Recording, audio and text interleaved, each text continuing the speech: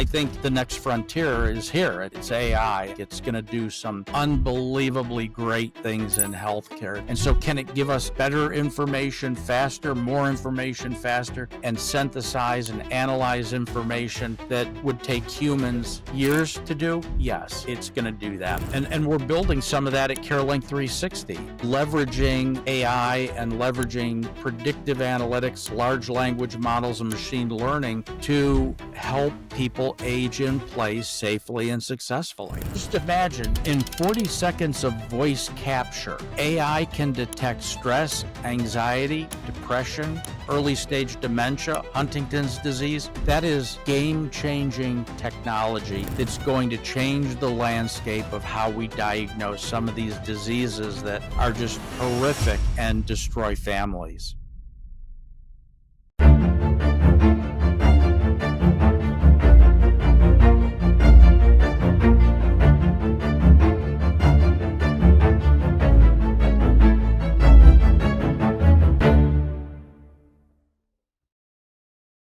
All right, welcome to the Uprising Show. And today I have a very special guest, David Duplay.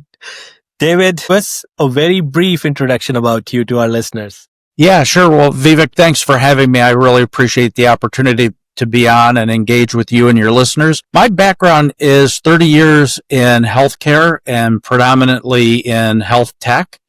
I've always seemed to have been fascinated, even from an early age and early in my career, with technology, and a lot of times have been on the bleeding edge of technology, trying to innovate. But I've always really looked for ways to adopt technology into the healthcare process to improve patient outcomes, always cautious not to interrupt or change physician workflow because they're very set in the way that they practice medicine. So I've always looked across the landscape of technology. I've looked at strategy and business processes, and I've tried to bring people, process, and technologies into the same ecosystem to drive better results for patients. Fantastic. I picked up something that you said, which is very important, especially for people in healthcare, especially people in health tech.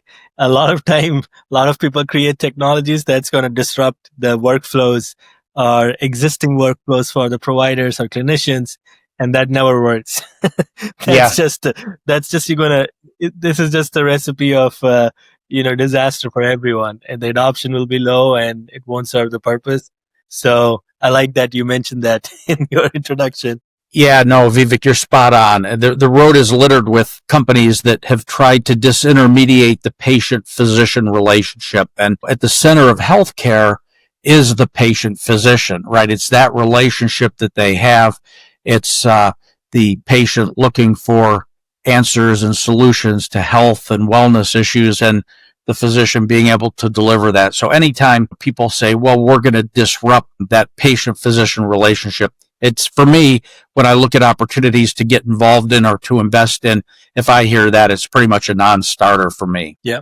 And David, we'll go into more professional details, but let's go back in time. Where were you born and raised? Was either of your parents an entrepreneur? Yeah, well, I grew up in a farming community in Ohio, and I grew up on a farm. We raised beef cattle. People often ask me, well, what was it like growing up on a farm? And my answer is, well, something was either always being born, something was dying, or something was broken. And so, you learn how to be very, very resourceful. My parents were not entrepreneurs. I think my father may have had a little entrepreneurial spirit in him. He was a very handy guy, and he was very resourceful, and he found innovative ways to get things done. And when you grow up on a farm, that's what you experience. And so it was a very tiny community. I went and grew up in a one traffic light town.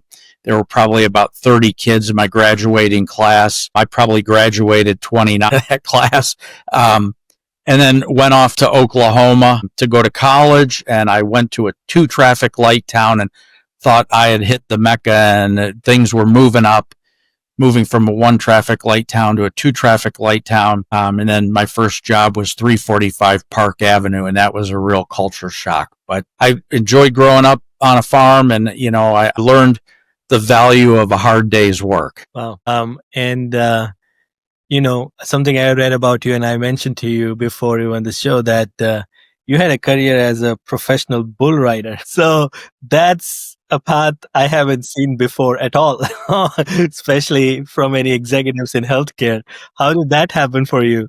Yeah, and not a path I'd recommend when I talk to young folks and they ask about that career. I say, you're probably better off doing something else. But growing up on a farm, one of our neighbors was an older rodeo guy, and he would take me to these rodeos.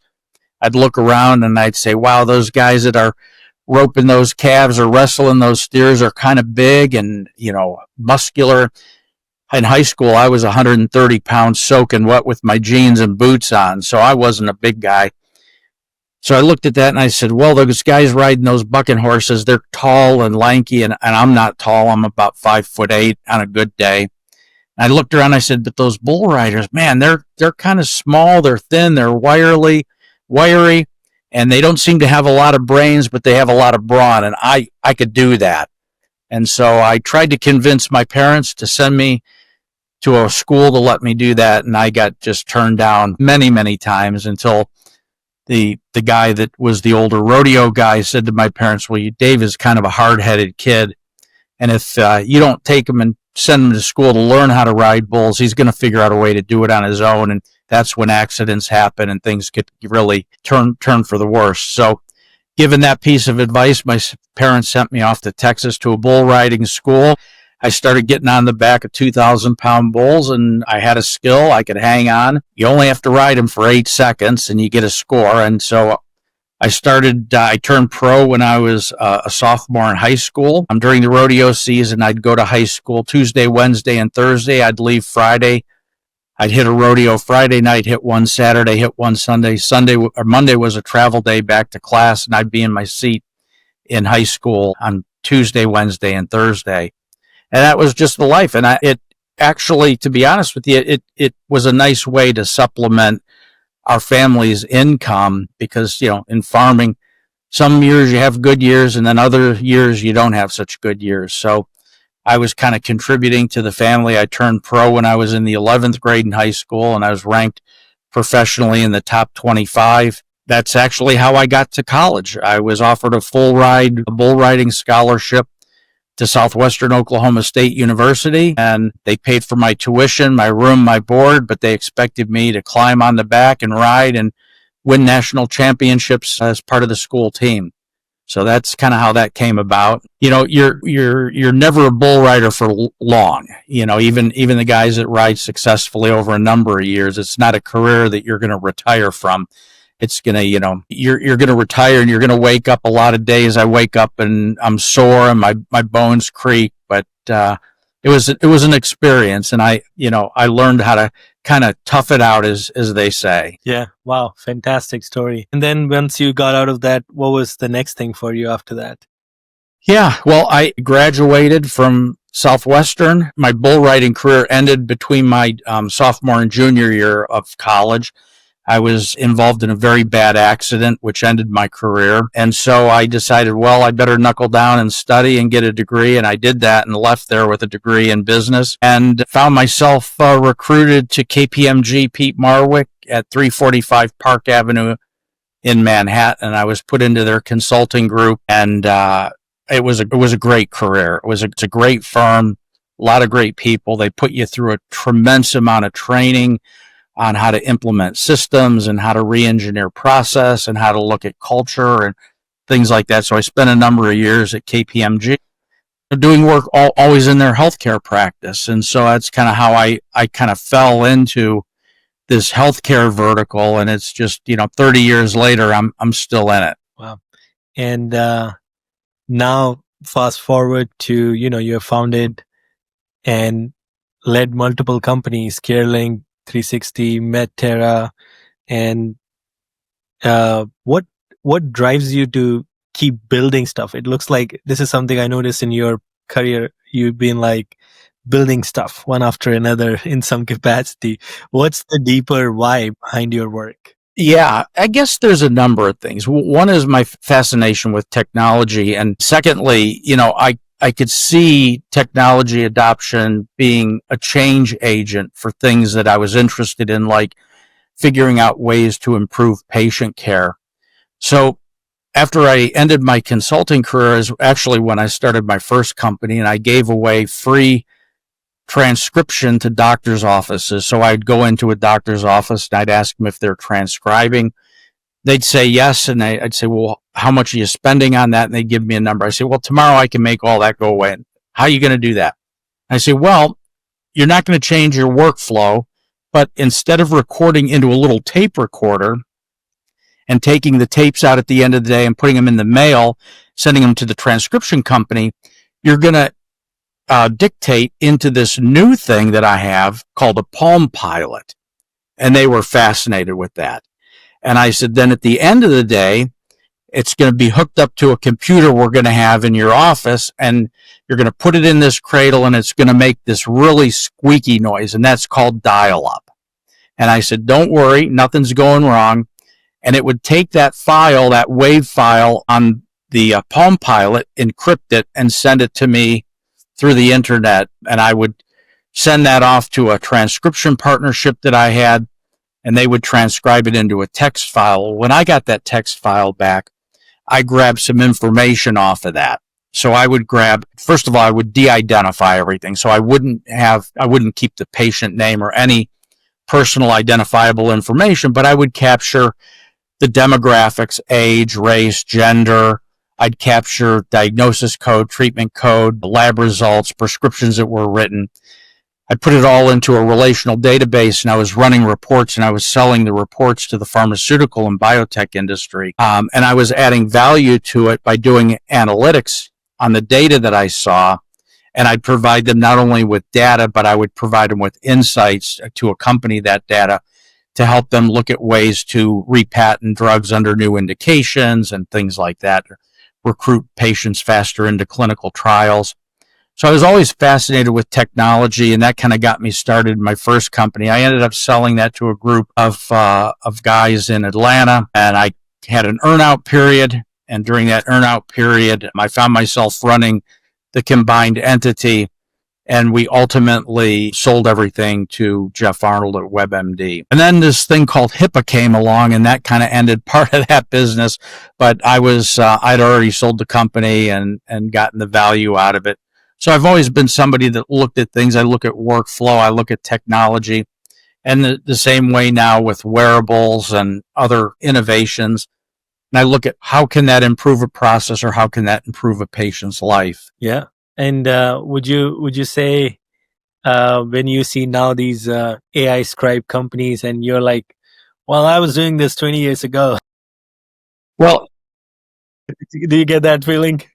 Well, certainly we're at CareLink. Paula Mueller was the founder of CareLink. I joined the company a couple of years ago to help her really bring some innovation to the company in terms of data analytics and how all that can be leveraged. And so I do look at that, and I think, the next frontier is here. It's AI, and I think it's going to do some unbelievably great things in healthcare. It's going to allow us to diagnose disease faster and find treatments for these chronic and terminal and rare diseases.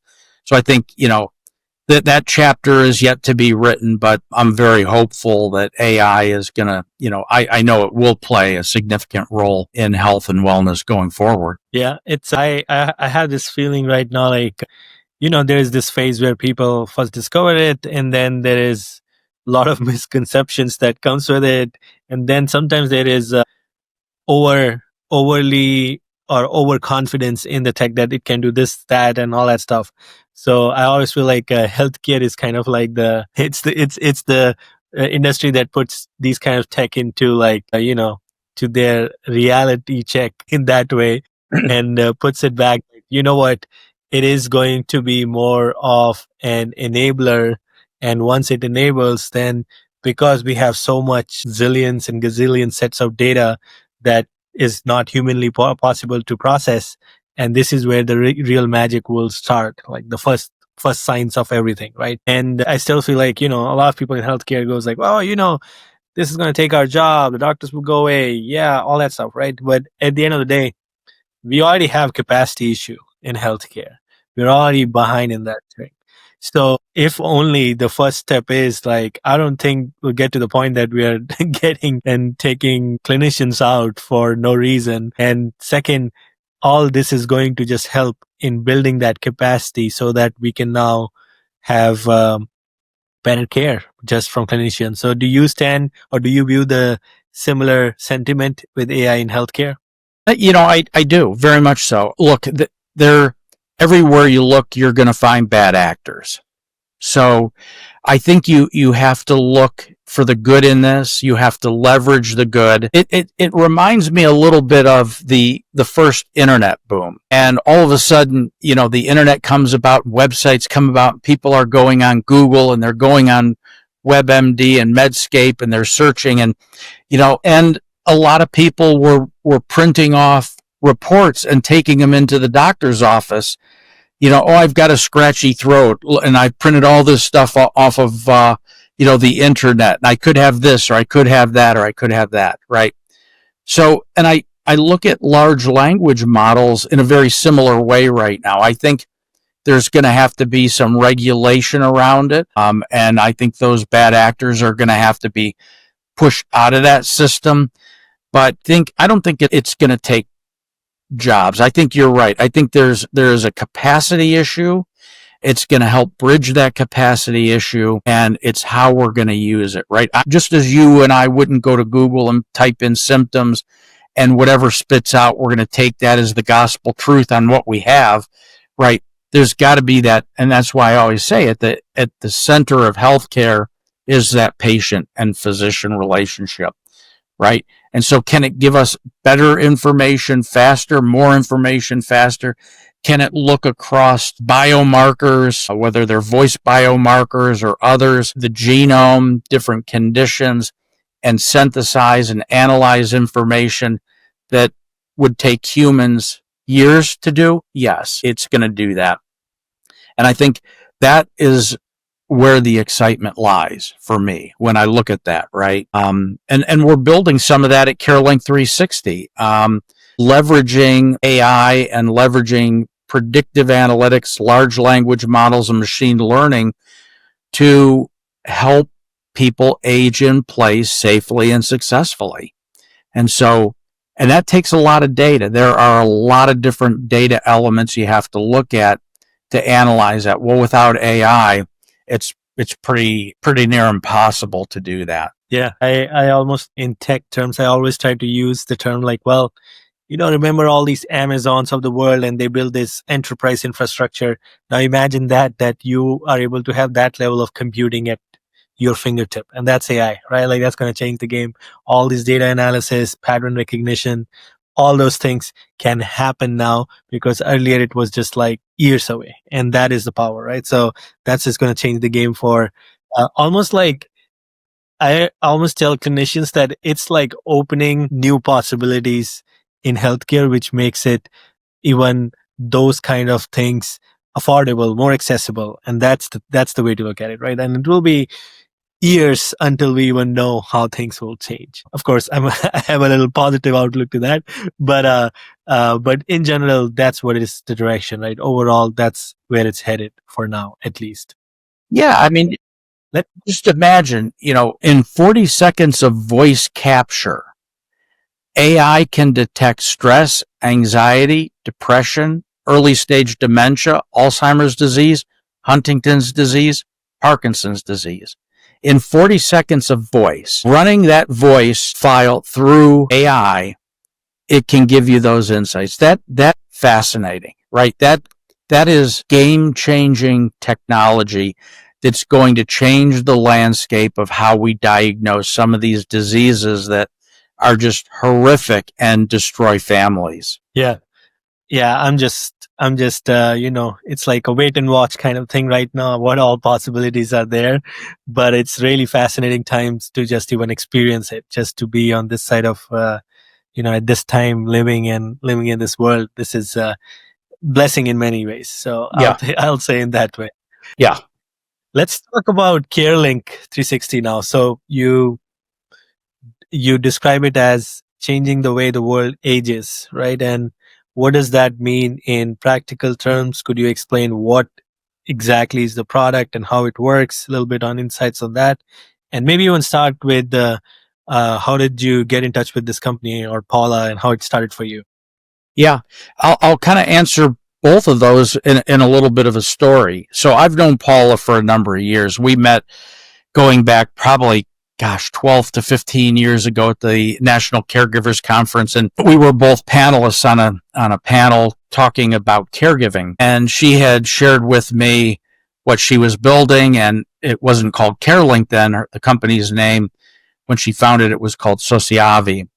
And so she had this vision of having this piece of technology that aging adults that had zero technology literacy could use to really bridge the distance gap between that aging adult who's in their home or in an assisted living or memory care community with their family and friends who could possibly live different states away or even different countries away.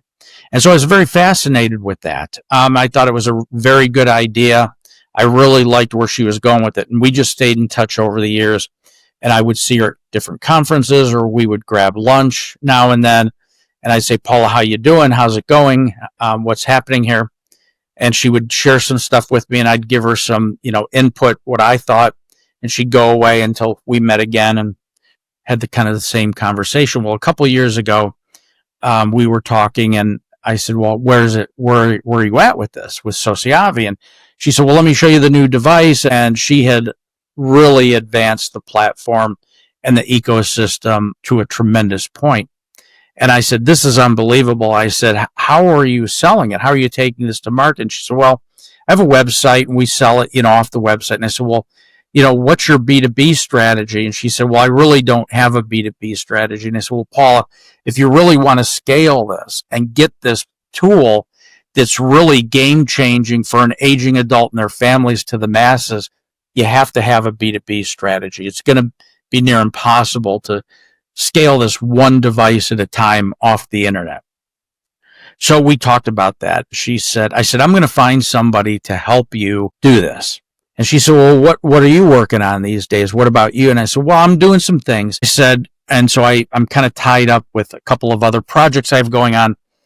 I said, but here's what I'm going to do. I'm going to buy one of these devices and I'm going to send it to my father, who was at the time 87 years old. And being an old farmer, my dad has zero technology literacy. If you ask my dad what an app is, he's going to tell you that that's the thing we eat at the restaurant before the main course. That's what he's going to say. So, and I saw my dad going through a really dark period after my mom passed away from a 14-year battle with Alzheimer's. My dad took care of her right up to her last day. And after she passed, he was basically sitting around waiting to die. My dad has 9 grandkids. None of them live close. They're all at least a 2-hour airplane ride away. He has 4 children, 3 of whom are at least a 2-hour flight away. I have a sister who lived close to him. I said, Paul, I'm going to buy one of these devices, put it at my dad's house. I'm going to get all his grandkids paired up to it so he can video chat with the grandkids. She built over 400 cognitive activities like word search and jigsaw puzzles and brain games and all these fun activities like reading therapy and music therapy. I said, I'm going to put this in my dad's home and let's see what happens. Well, my dad had it for about 3 months, and I saw our entire family go through a transformation. I saw my dad going from a person who would get up in the morning, get dressed, and spend the rest of the day with his 2 best friends, Judge Judy and Dr. Phil, sitting on the couch doing nothing but watching that nonsense on TV. He had no will to live. He wasn't talking with his grandkids. He even disconnected his home phone because every call was either the guy trying to sell him a car warranty, solar panels, or the PBA calling for a donation. So he disconnected the home phone. So here he sits, depressed, right, waiting to die. Well, we put that device, the CareLink digital health companion device, back then it was called Sociavi, in his home, paired his 9 grandkids up. My dad started doing video chats with his 9 grandkids. He started working the puzzles. We programmed medication reminders in it. We programmed hydration reminders in it. We programmed exercise reminders in it. He went from sitting on the couch depressed to re-engaged with his 9 grandkids. It almost all but did away with his isolation and loneliness that he was feeling, not connected to the family. He lost 10 pounds because he was reminded to exercise 3 or 4 times a day. His medication compliance went from 30% to up over 80%. And I witnessed this in a short period of time, 3 months. And I went back to Paula and said, I'm sold now. Now you've just, what I thought could happen far exceeded my wildest dreams. I said, I'm going to come in. I want to invest in the company. I want to join you as a partner. And I come in and run the company, and you focus on building some of these tools for dementia patients and aging adults that are so critically important. And that's how I got involved. And so when I came in, I looked at it. I said, Paula, one of the biggest hurdles I thought I was going to have to get over was going to the founder and telling her, we got to change the name of your baby. Sociavi. No one can spell it. No one can remember it. No one knows what it means. Like it's not, what we want to aspire to be. And I said, I got this idea, and it's CareLink360, and this is the brand, and this is the logo. I've had a couple folks design for us. And it was basically a 5-minute conversation. It was, Dave, I love it. I trust you. Let's move forward with it. It was that easy. And so we've had this partnership now for a little over 2 years, and we rebranded the company. We built a whole back end of data analytics around it. And it not only now connects the family to the aging adult, but it gathers every touch of the 15-inch touchscreen device. Every touch of the screen is tracked, it's logged, it's monitored, and families can now identify how many video chats is dad having with the kids.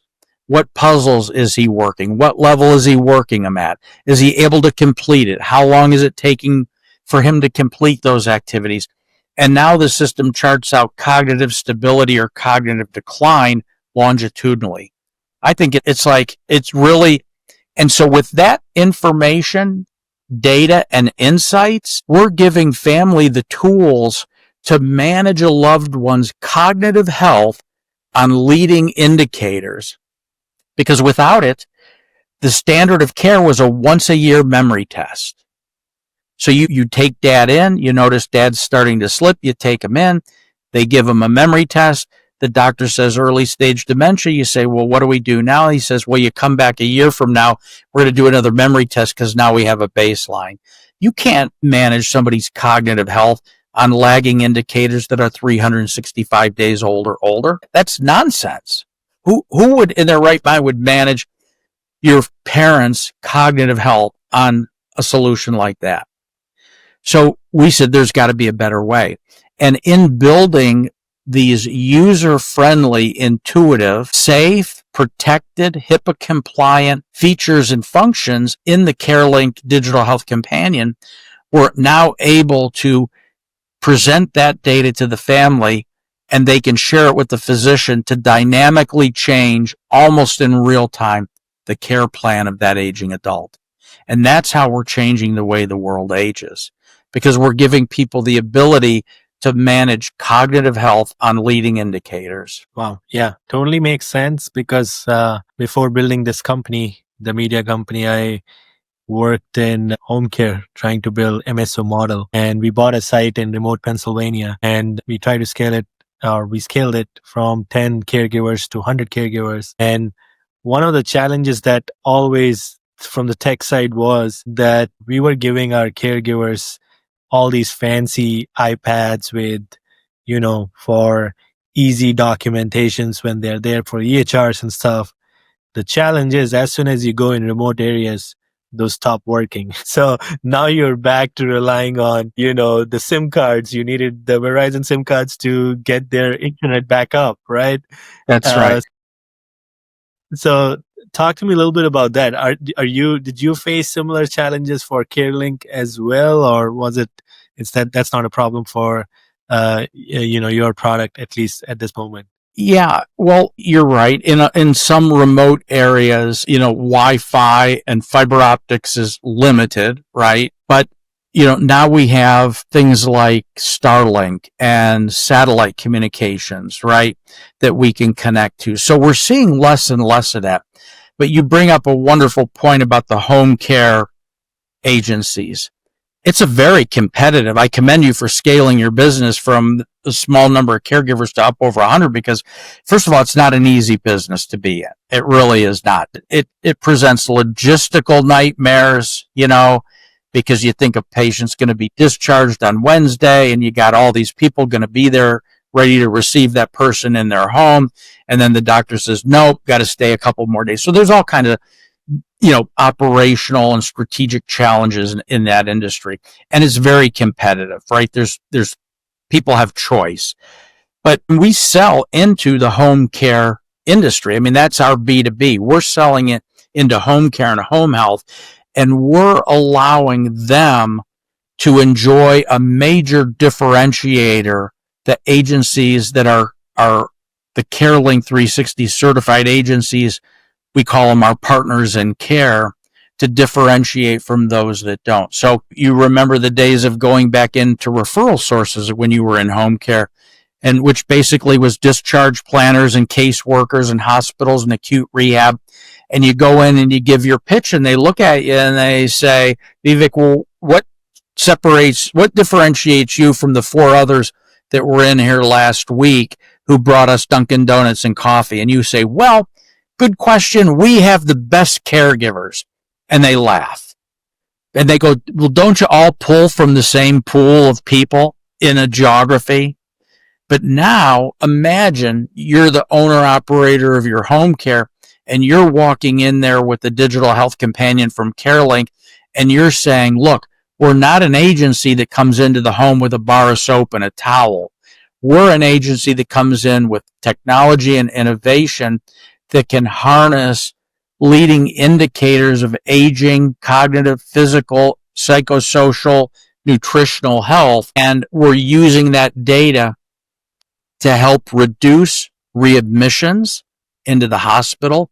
We're using that data to dynamically change the care plan and improve or escalate or de-escalate the number of hours of care that aging adult needs. It's a total game changer for these organizations. Yeah, totally makes sense. And what's the split looks like right now? Is it more B2B at the moment for your go-to-market, or still direct to customer? Like, how are you going to market? Yeah. We're insights on that. Yeah, very good question. We're going to market through a B2B channel. Now, we'll always make the device available on our website for people that want to buy it for a loved one, a grandparent, right? But our strategy is home care and home health agencies. That's the first bucket. And then from there, we're into assisted living, memory care, and hospice facilities. And that's kind of our second level of target. But, there's over 40,000 home care, independent home care and home health agencies from coast to coast. And that doesn't include the major franchise players, right? So there's the market is big, and just look at the dynamics of the market, right? In the U.S. today alone, there's a little north of 30 million people age 75 and older. In the next decade and a half, that number is going to grow to up over 130 million, right? It's the fastest growing segment of the population, right? And so what that means to me is if you think we have a tough time recruiting and retaining people now, imagine when that population goes from 30 million to 130 million. And so there's got to be a different answer to that. And by the way, aging isn't just a U.S. phenomenon, right? It's a global phenomenon. We're in 12 countries right now with our digital health companion. Oh, wow. And so there's different cultures, the way they treat aging in different countries compared to what we do in the U.S. So the market is big, and we think we're sitting in a very attractive space right now. Yeah. Couple of thoughts here. One is like, when we were involved in building that home care company, the model that we were trying to replicate was actually from a Dutch company. It's called Bootstock, and they scaled that to a global company now. They are in Brazil. They're not just in Netherlands. They're also in, I think, also in some Asian countries. And the whole thesis behind that was because in home care for us was like the caregivers are almost like, it's a lot of iteration and the money doesn't come in the hands of caregivers. And so we were trying to build a mechanism through which that where instead of scaling the physical infrastructure, if we can have a one location, but multiple licenses across all counties, which is typically not the case in how it is set up, and then create a system where caregivers can step up into a higher role outside of just not only be the caregiver, but also be like, you know what, I will also be the sort of like a liaison for the agency to guide and make sure the relationship is there, like with other clients. So this way you keep the balance, but this way, this brings an opportunity to make more money for them. And that helps home care their first job rather than their second or third job. And now that solves the problem of retention. And once the retention problem is solved, then home care becomes better, because that's one of the biggest challenges on the other side, on the care side.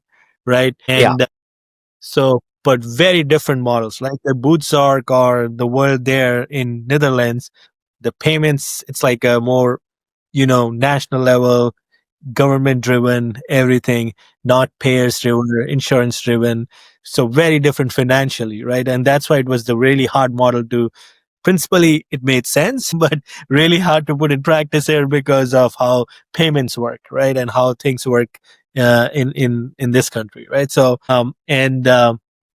so now that you mentioned you're also globally, I was about to ask you a question that, well, I understand this is a great differentiator for home care companies who deploy these solutions. This is a great value to the patient side, but how are they going to get paid is a big question. And this is where you need, this is where I guess the question is from my side.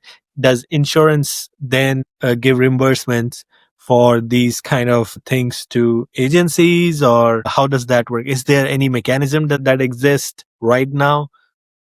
Yeah. So if the device can be used as a platform for telehealth, there are reimbursement codes, right? But an agency has to look at, right, how can I use the CareLink Digital Health Companion to do a couple things? One is increase my revenue, right? So if I can use that, and the agencies that we partner with that are the most successful embed our ecosystem, our digital health companion, and all the features and functions into their process. It's not like they go and they sell their home care and then they say, and oh, by the way, I have this device I can bring in, right? No. What they're doing is they're saying, how do I integrate that device into the care plan of the aging adult that we're caring for, right? So that's number one. And then by doing that, they're able to enjoy a higher hourly rate that they can bill their clients. So it helps them increase revenue. It helps them decrease cost because we have real-time reporting on client satisfaction, on other areas that can eliminate some of the costs that these home care agencies are paying third parties to survey their client base on satisfaction of the care they're receiving from the agency. They're getting it real time through the device. Then it helps them enhance the quality of care. They go from being a company that maybe is writing things on paper and in notepads to a data-driven approach, which allows them to dynamically change the care plan based on what they're seeing in terms of cognitive, physical, nutritional, psychosocial activities for the person they're caring for. So when they go to a family and say, well, we're in your mother's home 3 days a week. We really need to be in there 5 days a week. Now they can say, and here's why. Look at these data points that we've captured over the last 3 months of working with your mom. So now they're bringing a data-driven approach, and they're able to dynamically change that care plan. And then it differentiates them when they're going to referral sources to say, that it really sets them apart in their market from others that just rely on saying that we've got the best caregivers. So, on all those dimensions, it's allowing them really to grow their business, to manage and reduce costs, enhance the care quality they're giving to their clients, and differentiate themselves in the market with not only the end customer, which is the families that's buying the service for mom or dad, but also from referral sources. So you got to look at, things holistically. And over the years, I've always kind of gone through this exercise at least once a year. I take $1 and I flow it through the healthcare system, and I see who siphons off what percentage of that dollar, right? Is it the drug companies? Is it the insurance companies? Is it the providers? Is it the hospitals, right? Who's taken what share, what percentage of that dollar? And over the years with technology, you've seen those percentages shift and morph in different ways. And I think with CareLink and with AI, you're going to continue to see that kind of shift. Yeah, that makes sense. Thanks for clarifying that. It's also like just like how you're saying the surveys and feedback collection. And I've been very vocal about it. One of the strategies that we deployed was to solve that workforce problem, was that we were collecting every week NPS from the client, and we created this text-based system where at the end of the week, the client will receive it and they will put their feedback immediately and score for the caregiver's service for that week. And the reason for that was not just the feedback, but it was also because we leveraged that to then turn that into a retention play for us. So we would take that, and we know that typical auths are like 60 to 90 days from insurance companies. So we will keep collecting data for that 60 to 90 days. And then when the time of renewal comes, we will aggregate the score for the caregivers, the satisfaction score, put it in a report, send it to the the payer along with the renewal request. And now we make a request that, hey, can we get $1 bump per hour price for this auth? Because then we can pass that money directly to the caregiver, and that solves a problem of retention for us and does not cut into our margin anymore, because home care agencies run on very little margin. It's not like, software business, right? So, exactly. And that way it then helped created this loop where caregivers are motivated to deliver the best service. The client is excited to not only, if they're getting great service, to then even help their caregiver out. And then caregiver, because they have now path of increasing wages with every upcoming, or at least every 90 to 180 days window, an expected bump. So if you increase the longevity with the client, you're already keeping them outside of the hospital, right? And that is how we went about it. So kind of what you said. So I like that. I just wanted to throw it out so that if listeners are listening, take this strategy and use CareLink, gather data, and then even take it a step further to create more retention for your home care company or agency from there on. Yeah. Well, look, imagine this. Let's say you're the home care owner operator, right? And I call you up. I say, hey, Vivek, my dad's getting out of the hospital next week and he's going to have this surgery, and I'm going to need 3 months of home care from you to get my dad back up on his feet and good, back to normal. And you say to me, Dave, excellent. That's exactly what we do. Perfect. So you come in and you bring the CareLink Digital Health Companion, and as part of your care plan, and you pair up the family to that device to do video chats, and you're gathering data, and you're managing that care plan, and you're managing the services you're providing for my dad. And then I call you up 3 months from now, and I say, Vivek, you guys did such a great job. My dad's back to normal. He's doing excellent. I don't need your service anymore. He's back to normal. And you say, okay, Dave, well, tomorrow our care aide was going to come in. That'll be the last visit. We'll do kind of an exit with your dad and we'll take our digital health companion back. You think my dad's going to let that digital health companion out of his hands after he's got 9 grandkids paired up to it? No way. So I'm going to call you and I'm going to say, hey, what can we do to just leave that device in the home because my dad's enjoying these video chats with his 9 grandkids? And you give me a number and I say, okay, fair enough. And so, and not only are the 9 grandkids paired up to it, but there's an icon to your agency. So if my dad has an issue or a concern, he can touch the screen and it will video chat into the person in your agency. So even though after the 3 months, my dad's up and back and healthy again, and you're no longer physically in the home, you're still digitally in that home, and I'm paying you a monthly fee to leave that digital health companion so he can enjoy those video chats with his grandkids, which is the most important thing to him anyhow, right? And I know one thing, that if my dad says, I am going to die in this home, you do not put me into a nursing home, you don't put me anywhere, I'm going to take my last breath in my home. If he says that, I am going to need home care again at some point. It might not be 6 months from now. It might not be a year from now. But I know one thing. My dad's going to be 1 day older tomorrow than he was today. And if your agency is still in there because you have that digital health companion in his home, guess who's the agency that's going to come back in? So I've just given you a revenue stream to extend the lifetime value of the client, my dad, because you're collecting money every month just for him to enjoy that video chat functionality. And you're almost guaranteed to be the home care agency of choice when he needs home care again towards the end of life. I mean, yeah, that kind of value proposition to a home care owner operator is priceless. Yeah, makes sense. Yeah.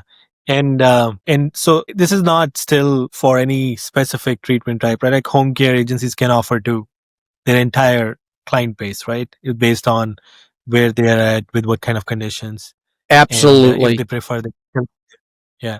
Absolutely. And we have content and features and functions designed for specific conditions like COPD, coronary artery disease. So we have, if you have a heart condition and you're on a low sodium diet, we have a whole nutritional curriculum that person in that home, recipes that are low sodium, eat this, not that, right? We have things for clients that experience sundowning, right? We have things for Alzheimer's and dementia patients, Parkinson's patients, even people with severe Parkinson's that have a tremor in their finger can still utilize many of the features and functions on our touchscreen because we've designed it specifically for that aging population. So it is, as I like to say, it's kind of condition agnostic, if you will. And we have our content and our features and functions structured around what we call our 5 pillars of health: safety in the home, nutrition, physical exercises, mental exercises, and companionship and socialization, the 5 pillars. So, and the agency can pick and choose what they want on each individual client's device. It's not a one size fits all. It's very customizable, but it's well thought out in the fact that we're not making additional work for the home care agency and the caregiver that's being sent into the home, right? It's seamless. It works right into the workflow of our clients. Yep. So, and also this is where I guess your AI engine also comes into play in making this a scalable solution with different types of, treatments and everything. And that's where, I think you call it Albert AI. That's where it plays the part also in helping this expand, right? Yes. So the CareLink360 digital health companion is powered by a tool that we leverage at CareLink called Albert AI. And so think of it like this. The CareLink has a database. It's a 15-inch touchscreen device. Every touch of that screen, every activity, every video chat, everything is tracked, it's timed, it's logged, it's put in the CareLink360 database. Through an API, we take that CareLink information and we bring it into Albert. Now, the home care agency also uses software when they're in the home to capture things like ADLs, activities of daily living, and vital signs, right? And other things of importance, and free notes. So we take all of that information from the software we use and we bring that into Albert. If the home has fall detection sensors in the home, we can take that data and bring it into Albert. If the client is using remote patient monitoring devices like pulse ox and heart rate, we can bring that information into Albert. And Albert takes all of that data from 58 disparate sets of data sources and runs it through 8.7 trillion variations and renders out of that system an aging in place score. So I can tell a family how safely and successfully their loved one can age in their home. I can tell them when they're going to need support to age in place, how much support are they going to need, what type of support, cognitive, physical, nutritional, psychosocial, and I can tell them every time any of the data changes in any one of those disparate databases and feeds back up into Albert, that aging in place score can change daily. And then I allow my clients the ability to do predictive modeling. So they can go into Albert and they have the aging in place score. Well, let's say your agency is taking care of a couple and they've been married 65 years, right? And Albert knows that there's two in the home, they're married, how long they've been married.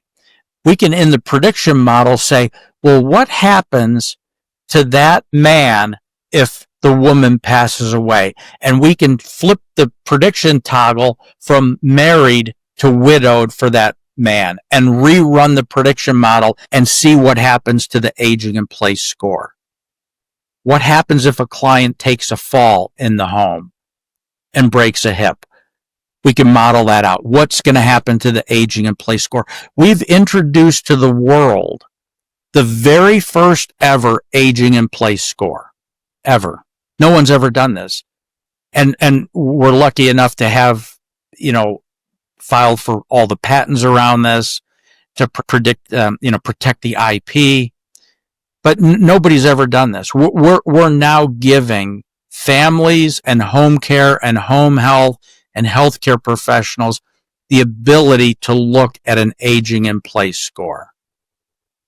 That's never been done before. And that Albert powers CareLink. Got it. Okay, cool. Wow.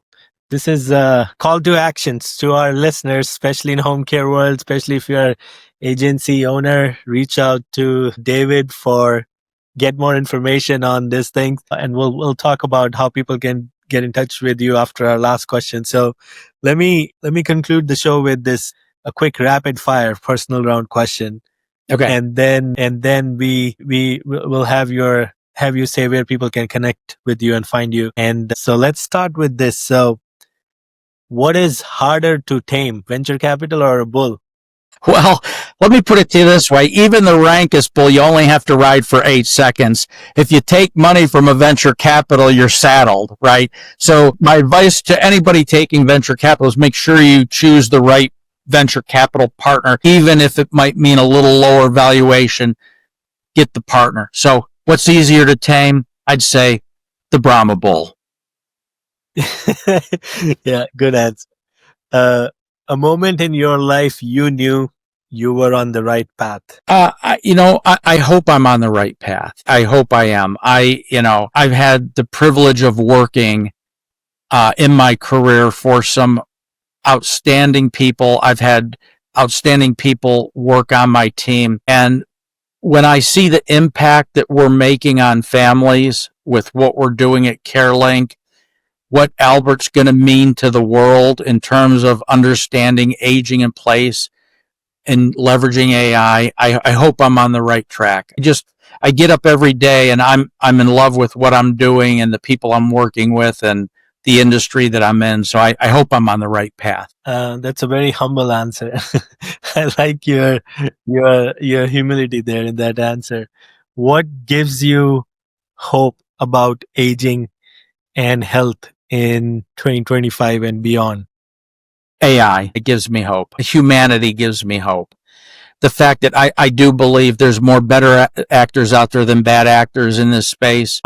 AI is going to change the way that healthcare is delivered, the way that we diagnose, the way that we treat, the way that we look at chronic, terminal, and rare disease. It gives me a lot of hope. I hope, and we're all going to be living longer, right? I mean, and with this comes longevity. And so, we need to take care of our bodies. We need to do the right thing. But humanity and AI and good people, that's what gives me hope. Another great answer. I think that's what is going to elevate not just healthcare but the entire society. This combination of these three things. Wow, this has been great. Thanks for sharing your personal journey as well as all the good work going at CareLink in CareLink360 in detail. What's going on? Who this is for? We went into a lot of details here, and if anybody wants to get in touch with you, how can they get in touch with you? Where? Please tell us about that. Yep, you could send me an email at dduplay@mycarelink360.com, and you can find me on LinkedIn as well and book appointments through my Calendary on my schedule. But yeah, it's been a pleasure spending time with you, and I hope that in some small way your audience gets benefit from our discussion, and I would welcome an opportunity to come back and keep you posted on how we're getting along and new developments at CareLink360. So thank you very much for the opportunity. Thanks again for sharing all the details. Appreciate your time. And for our listeners, we'll put all the links, how you can get in touch with David, even CareLink link, and you can find all this information wherever you watch or listen this show. And once again, thanks for your time, David. Much appreciated. Okay. Thank you very much.